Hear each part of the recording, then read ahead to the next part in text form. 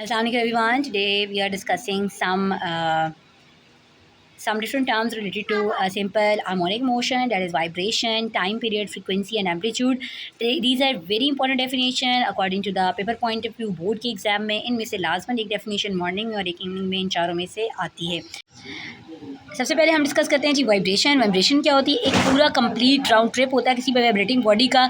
जब वो पूरा कंप्लीट करती है तो उसको अपनी मीन पोजीशन के अकॉर्डिंग उसको हम वाइब्रेशन कहते हैं। टाइम पीरियड की बात की जाए तो टाइम वाइब्रेटिंग बॉडी का जो कि उस वाइब्रेशन को कंप्लीट करने के लिए जितना टाइम लगेगा वो टाइम पीरियड उसको कहलाता है। उसको कैपिटल टी से हम रिप्रेजेंट करते हैं। फ्रीक्वेंसी उसमें क्या है कि जो नंबर ऑफ़ वाइब्रेशंस हैं या जो साइकिल है वाइब्रेटिंग बॉडी की, एक सेकंड के अंदर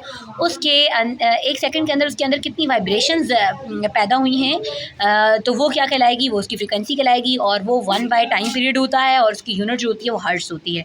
एम्पलीट्यूड की बात की जाए तो एम्पलीट्यूड जो है वो मैक्सिमम डिस्प्लेसमेंट होता है किसी भी वाइब्रेटिंग बॉडी का, कि कितना उसने फासला तय किया है अपनी मीन पोजीशन से, तो डैट इज़ कॉल्ड एम्पलीट्यूड। या हम मोस्टली एम्पलीट्यूड को हाइट में भी डिस्कस करते हैं, लेकिन एम्पलीट्यूड क्या है कि जो मैक्सिमम डिस्प्लेसमेंट है उस वाइब्रेटिंग बॉडी का मीन पोजीशन के अकॉर्डिंग वो उसका एम्पलीट्यूड कहलाता है। तो these are 4 important definition according to the paper point of view.